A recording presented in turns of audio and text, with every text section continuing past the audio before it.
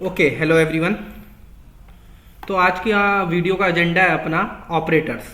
तो आज हम सबसे पहले देखेंगे ऑपरेटर्स क्या होते हैं पाइथन में। तो ऑपरेटर्स का मतलब होता है कोई भी ऑपरेशन परफॉर्म करना किसी भी सिंबल पर, कोई भी ऑपरेशन को परफॉर्म करना किसी भी सिंबल पर। सपोज मैंने एक स्टेटमेंट लिखी a equal to 10, b equal to 20, c equal to a plus B और प्रिंट कराया c को, राइट। तो मैंने क्या करा, इन दोनों ऑपरेंड्स के ऊपर क्या करा, प्लस नाम का सिंबल पर ऑपरेटर का ऑपरेशन परफॉर्म करा। तो इस प्लस का ऑपरेशन परफॉर्म हो रहा है किसके ऊपर, ए और बी के ऊपर। तो इसको क्या बोलते हैं अपन, ऑपरेटर। अब पाइथन में टोटल 6 टाइप्स के ऑपरेटर हमारे वेरी करते हैं। Number first type arithmetic operator, number second है रिलेशनल, और इसको कभी कभी हम बोल देते हैं कंपैरिजन। नंबर थर्ड है लॉजिकल ऑपरेटर, नंबर फोर्थ है बिटवाइज ऑपरेटर, नंबर फिफ्थ है assignment operator, and last one है स्पेशल ऑपरेटर, जो पाइथन ने अपने लिए स्पेशली डिजाइन करा है। तो हम सबसे पहले एक एक करके सारे ऑपरेटर की तरफ मूव ऑन करेंगे। सबसे पहले हम बात करेंगे अर्थमेटिक ऑपरेटर की। ओके, तो आते हैं हम अर्थमेटिक ऑपरेटर के ऊपर।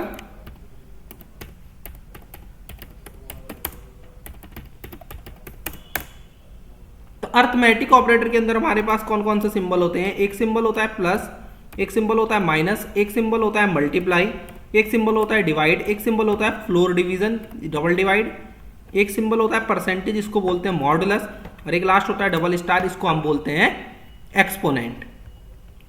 ओके, देन अगर मैं इसकी बात करूं तो मैं लिखता हूं सपोज प्रिंट, या सबसे पहले एक काम करते हैं, एक वेरिएबल ले लेते हैं a equal to 10, b equal to 2, और सारे ऑपरेटर लगाते हैं अर्थमेटिक यहाँ, a प्लस बी, फिर करते हैं अपन प्रिंट a माइनस बी, फिर करते हैं a मल्टीप्लाई b, फिर करते हैं print a division by b। तो ये अभी तक हमने 4 ऑपरेटर लगाए। तो क्या होगा, सबसे पहले a में क्या वैल्यू पुट है 10, b में क्या वैल्यू पुट है 2, a plus B 12, a minus B 8, a multiply b 10 into 20, a divide b क्या आएगा 5, बट पाइथन में क्या आएगा 0.0। रन कराते हैं तो अपन ने देख चुके हैं रन कैसे कराना है, इंस्टॉल कैसे कराना है, ये सारी चीजें। ये कराया रन, तो ये देखो पाइथन का डिवीजन ऑपरेटर जो है वो हमेशा आपको फ्लोट में आंसर को देता है। पाइथन का डिवीजन ऑपरेटर का कैसे आंसर करता है, आपको फ्लोट में आंसर करता है।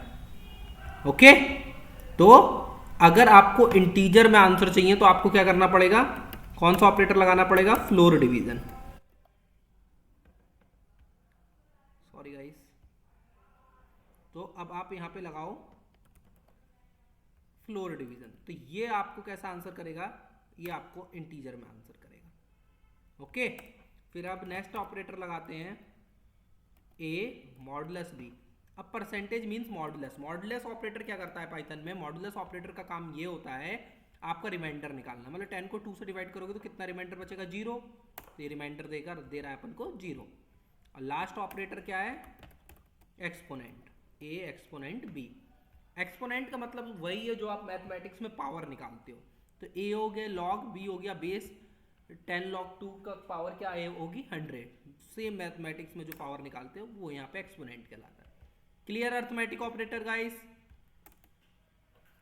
तो अभी अर्थमेटिक ऑपरेटर के और भी केस हो सकते हैं, जैसे a इक्वल टू 10 और b इक्वल टू 0, और अगर सपोज मैंने लिखा a डिवीजन बाई b। तो अब क्या होगा, किसी भी नंबर को जब हम 0 से डिवाइड करते हैं, मैथमेटिक्स की बात करें तो क्या होता है, हमें इन्फिनिटी मिलता है ना। लेकिन अगर आप पाइथन में किसी भी नंबर को 0 से डिवाइड करते हो तो आपको तुरंत एक एरर मिलती है। एरर का नाम होता है जीरो डिवीजन एरर। देखो एरर आ गई, जीरो डिवीजन एरर, मतलब कि पाइथन में आप किसी भी नंबर को 0 से डिवाइड नहीं कर सकते। अब अगर अर्थमेटिक ऑपरेटर में सपोज स्ट्रिंग टाइप पे लगा दो, सपोज मैंने बोला पाइथन प्लस गुड लैंग्वेज। ये सेम प्लस ऑपरेटर मैंने अब क्या करा, स्ट्रिंग पे लगाया। तो जब आप इंटीजर पे लगा रहे थे तो क्या हो रहा था, एडिशन हो रहा था। अगर सेम प्लस ऑपरेटर को आप इंटीजर पे लगाओगे तो ये क्या होने लगेगा, आपका कनकैटिनेशन होने लगेगा। क्या होगा, कनकैटिनेशन। देखो कनकैटिनेशन मीन्स एक के पीछे दूसरी स्ट्रिंग अटैच होके आ जाएगी। और अगर सपोज मैं, चलो इसे कॉपी करते हैं, सपोज इसको करा मैंने कॉपी, इसको पेस्ट करा और प्लस की जगह हटा के मल्टीप्लाई लगा दिया। अगर हम स्ट्रिंग पे मल्टीप्लिकेशन ऑपरेटर लगा दिए तो क्या होगा, जब हम प्लस पे लगा रहे थे, जब स्ट्रिंग पे प्लस लगा रहे थे तो क्या हो रहा था, ये भी स्ट्रिंग टाइप, ये भी स्ट्रिंग टाइप, मतलब कि दोनों कैसे हैं, सेम टाइप के। बट मल्टीप्लिकेशन पे, जब आप मल्टीप्लिकेशन पे स्ट्रिंग पे मल्टीप्लिकेशन ऑपरेटर लगाओगे तो दोनों सेम नहीं ले सकते। अगर आप लोगे तो तुरंत आपको एरर देगा पाइथन कि आप मल्टीप्लाई नहीं करा सकते दोनों सेम टाइप को। तो मल्टीप्लिकेशन के केस में क्या होता है, आपको अगर स्ट्रिंग की वैल्यू है तो एक इंटीजर बनाना कंपलसरी हो जाता है। सपोज मैंने क्या करा, एक इंटीजर बना दिया, तो क्या करेगा ये, मल्टीप्लाई के केस में आप रिपीटेशन का ऑपरेशन परफॉर्म करेगा। तो अभी क्या करेगा, पाइथन को 5 बार रिपीट कर देगा। इसने क्या करा, पाइथन को 5 बार रिपीट कर दिया। ओके, तो ये हमारे कुछ टेस्ट केसेस हो सकते थे अर्थमेटिक ऑपरेटर के। अब सेकंड ऑपरेटर होता है एक, जिसको हमने बोला था रिलेशनल या कंपैरिजन ऑपरेटर।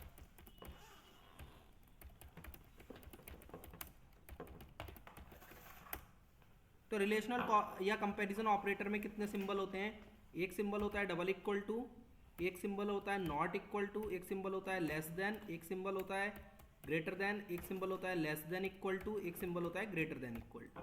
तो ये सारे हमारे रिलेशनल ऑपरेटर के पार्ट हैं। और ये आपके दो टाइप्स पे काम करेंगे, एक बूलियन टाइप पे एंड नॉन बूलियन टाइप पे।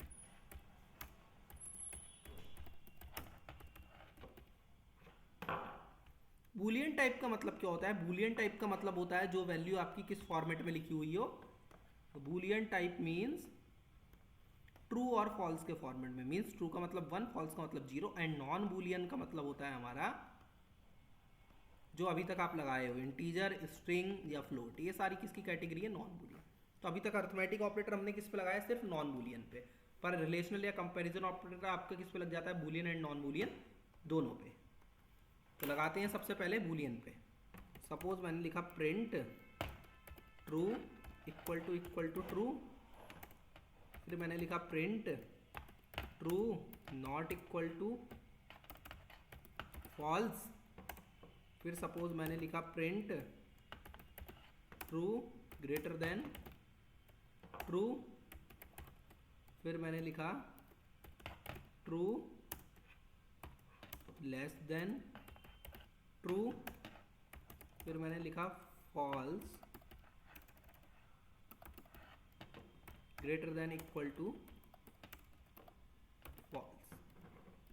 तो रिलेशनल या कंपैरिजन ऑपरेटर कैसा आंसर देता है, हमेशा आपको ट्रू या फॉल्स के फॉर्मेट में। अब ट्रू क्या ट्रू के बराबर है, जहां पर मैंने क्या बोला, ट्रू का मतलब 1, फॉल्स का मतलब 0।